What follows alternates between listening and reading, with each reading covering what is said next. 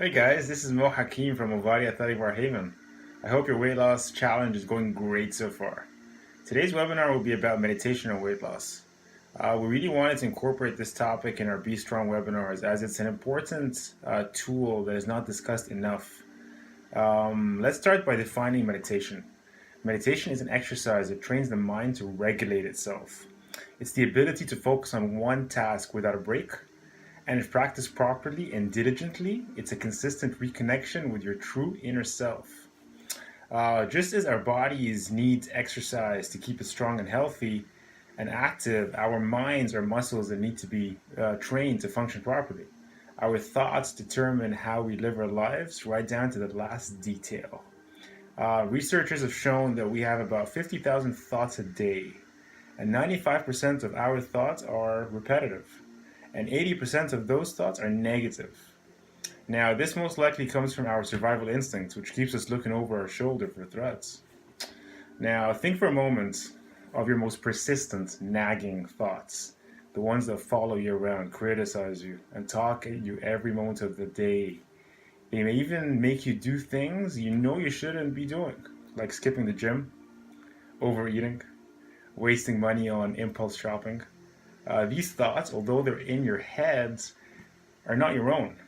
We all learned them growing up from our parents, TV, friends, other influences. Who we really are lies underneath this chatty mind. We're the awareness behind our thoughts. This is the true essence of who we really are. The awareness behind our thoughts. We all suffer to some extent from the so-called monkey mind, which creates and reacts to the drama of our lives, expecting the worst, fearing, worrying, making assumptions.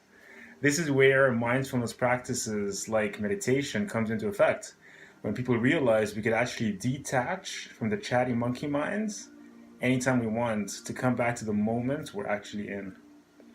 Our thoughts are like dreams pulling us into a world of our own creation. Fears of the future, regrets from the past, everything keeping us from seeing what really is right here and right now. Now let's start with the question, what meditation does to the brain. MRI scans shows that after an 8-week course of mindfulness practice, the brain's fight or flight center, the amygdala, appears to shrink. Now this primal region of the brain associated with fear and emotion is involved in the initiation of the body's response to stress. So as the amygdala shrinks, the prefrontal cortex associated with higher order brain functions such as awareness, concentration, decision making becomes thicker. Now, the functional connectivity between these regions, i.e. how often they are activated together, also changes. The connection between the amygdala and the rest of the brain gets weaker, while the connection between areas associated with attention and concentration gets stronger. The scale of these changes correlate with the number of hours of meditation practice a person has done, but you don't have to be a monk to see changes. We'll go over how much time is appropriate at the end of this webinar. The picture we have is that mindfulness practice increases one's ability to recruit higher order prefrontal cortex regions in order to downregulate the lower order brain activity. In other words, our more primal response to stress seems to be replaced by more thoughtful ones. Lots of activities, by the way, can boost the size of various parts of the prefrontal cortex, but it's the disconnection of our mind from its stress center, the amygdala, that seems to give rise to a range of physical as well as mental health benefits. So, what does meditation do to the human body? Well, first of all, it's stress reduction. Chronic stress is a killer, as we all know, causing high blood pressure, constriction of the blood cells, depression, and sometimes harmful addictions. Now, calming the mind down during meditation, focusing attention on breathing, and relaxing in a quiet state all help to reduce feelings of stress. Deep controlled breathing also allows the body to produce increased levels of nitric oxides, a compound that helps us open up constricted blood vessels and ultimately causes a reduction in blood pressure. Other benefits: improved heart health. Participants who meditated throughout the study experienced a decrease in the thickness of their arterial walls, while those who did not meditate experienced no change to their arterial walls. The resulting decrease in arterial wall thickness translates into a lower risk of heart attack and stroke. So what else does it do? Decrease muscle tension. Drawing attention to different areas of the body by controlling breathing and calming the mind will help muscles relax. In fact, there's a specific technique called progressive muscle relaxation that can be used at the beginning of a meditation session to systematically tense and then relax muscles throughout your body. And last but not least, enhanced immunity. One of my favorite meditations is connecting my heart with my brain cells. I don't want to bore you with details if you're not interested, but if you are, drop me a message and I can show you various progressions to get to that point. So, what's the connection between all of this and weight loss? How does all this relate? So every time, let's just go through a few scenarios. Every time you have a great thought, you turn on a set of circuits in the brain, you make a chemical that makes you begin to feel how you were thinking. Great, unlimited, joyful. Now, if you have a negative thought or a guilty thought, you turn on another set of circuits in the brain that produces a chemical to match the exact thought you were thinking. Negative, unhappy, guilty. And you do this for years on end. A cycle of thinking and feeling creates a state of being. A state of being is when your mind and body are working together. Now, thinking is a language of the mind. Feeling is a language of the body. So wouldn't you agree that when you think insecure thoughts, you start feeling insecure? And when you start feeling insecure, you start thinking insecure thoughts? And then you will say over time, I am insecure. So you're commanding your mind and body to a destiny? Now, this circuit of thinking and feeling conditions the body to memorize this state as well as the conscious mind. So whenever the body knows as well as the mind, a habit is formed. Now, you can't consciously remember your PIN code because you had 3 glasses of wine, and then you hover your hand around the keypad and boom, it just happens. How did that happen? How did that happen?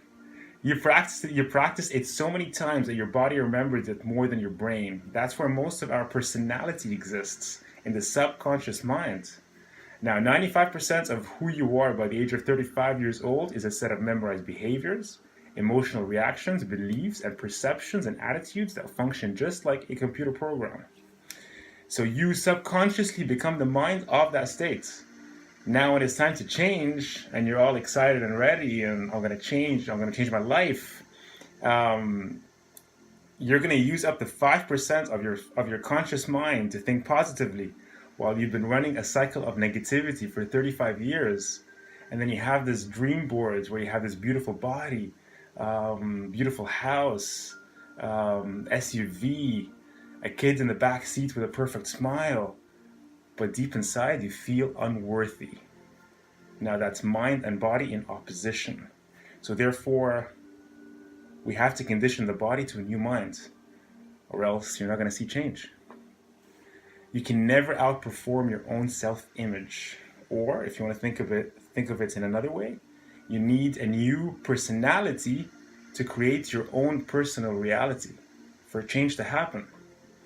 Now this is where neuroplasticity through meditation comes into effect. So your body represents your subconscious mind. So during your meditation and you're in that relaxed state where your body is sleeping and your brain is awake, just like a computer, you can start deleting old beliefs, kind of like formatting your computer and installing new software, new beliefs, so that when you start to hear that voice in your head saying you'll never change, or that voice that says you're always going to be overweight, or why don't you start tomorrow? You look at it just like an emotion on a dashboard that you've detached yourself from, and you look at it and you're like, seriously? That's all you got? That's the best you got today? And that voice loses its power over you. And every time you hear that voice from the past, you bring your attention back to the present moment, just like you do in your meditations. And you come back to the present moment, focusing on your breath. And you're conditioning your body to a new mind, releasing all that negative energy that was sabotaging you in the past, but not anymore, because you've reprogrammed your body through meditation. Meditation can be an effective tool to help people lose weight. What exactly makes it so powerful? It helps us align your conscious and your subconscious mind to agree on changes we want to apply to our behavior. Those changes could be a number of factors, such as cravings for unhealthy foods or more control of portion size. So we see here that it's important to get your unconscious and conscious mind involved, because that's where those bad habits that often cause us to pack on the pounds, like emotional eating, are ingrained. Meditation can help you be more aware of these, and with practice, overwrite them and even replace them with slimming habits. So as we discussed earlier, there's a more immediate payoff to meditating. Meditation can directly reduce the levels of stress hormones like cortisol, that signal our bodies to store calories as fat, especially in our midsection. If you have a ton of cortisol pumping through your system, it's going to be harder to lose weight, even if you're making the best choices and if you have the best discipline. You have to clear all the stress out first before you see change. Now, if you guys are interested in some guided meditations for neuroplasticity to delete old beliefs and install new ones, I have a couple that I personally saw a lot of value from. Just shoot me a message and I'd love to send them to you. Now, what are the types of meditation and how long should I do it for? That's a common question that I hear usually. There are 5 popular types of meditation practices. There's a mindfulness one, there is spiritual meditation, we got focus meditation, we got movement, we got mantra. Now, not all meditation styles are right for everyone. These practices require different skills and mindsets. So how do you know which practice is right for you? Well, it's what feels comfortable and what suits you best. Let's just go over a few and see which ones suit which person. So mindfulness meditation originated from Buddhist teachings and is the most popular meditation techniques in the West. In mindfulness meditation, you pay attention to your thoughts as they pass through your mind. You don't judge those thoughts and become involved with them. You simply observe and take notes of any patterns. This practice combines concentration with awareness. You might find it helpful to focus on an object or your breath while you observe any bodily sensations, thoughts, or feelings. This type of meditation is good for people who don't have a teacher to guide them, as it can be easily practiced alone. The second type is spiritual meditation. Spiritual meditation is used in Eastern religions such as Hinduism and in Christian faith as well. It's similar to a prayer that you reflect on the silence around you and seek a deeper connection with your God or universe. Spiritual meditation can be practiced at home or in a place of worship. This practice is beneficial for those who thrive in silence and seek spiritual growth. The third kind is focus meditation. Focus meditation involves concentration using any of the 5 senses. For example, you can focus on something internal like your breath. You can bring in external influences to help focus your attention. This practice may be simple in theory, but it can be difficult for beginners to hold their focus for longer than a few minutes at first. If your brain does wander, it's important to come back to the practice and refocus. As the name suggests, this practice is ideal for anyone who requires additional focus in their life. Now, movement meditation. Although most people think of yoga when they hear movement meditation, this practice may include walking through the woods, gardening, other gentle forms of motion. It's an active form of meditation where movement guides you. Movement meditation is good for people who find peace in action or movement. And the final one is the mantra meditation. It's prominent in many teachings, including Hindu and Buddhist traditions. This type of meditation uses a repetitive sound to clear the mind. It can be a word, a phrase, a sound, such as the popular It doesn't matter if your mantra is spoken loudly or quietly. After chanting the mantra for some time, you will be more alert and in tune with your environment. This allows you to experience deeper levels of awareness. Some people enjoy mantra meditation because they find it easier to focus on a word than on the breath. And it's also a good practice for people who don't like silence and enjoy repetition. So that's for you in that case. How do we get started? The easiest way to begin is to sit quietly and focus on your breath. You want to find somewhere where you sit with your back upright. Ideally, if you want to see results, you want to do it for 20 minutes for 8 weeks. But as a start, that might be hard to keep that focus for 20 minutes. So it's best to start in small increments of time, maybe 5 or 10 minutes, and then progress into doing it for 20 minutes. You want to do it for 8 weeks to actually start to see changes in how you think. And trust me, you will not regret it. You just gotta start. I truly believe we have an inner purpose and an outer purpose in this life. And our inner purpose is to be present at all times. And if you ask me what's the number one benefit that I have achieved from my meditations, it's being present, because the more you've trained the brain to come back to this present moment when your brain wanders during your meditation, the more you can apply this to your life when stressful situations happen. Because believe it or not, we rarely are stressed out about this particular moment. 99% of the time, it's about a future or past event. And true authentic power is in this present moment.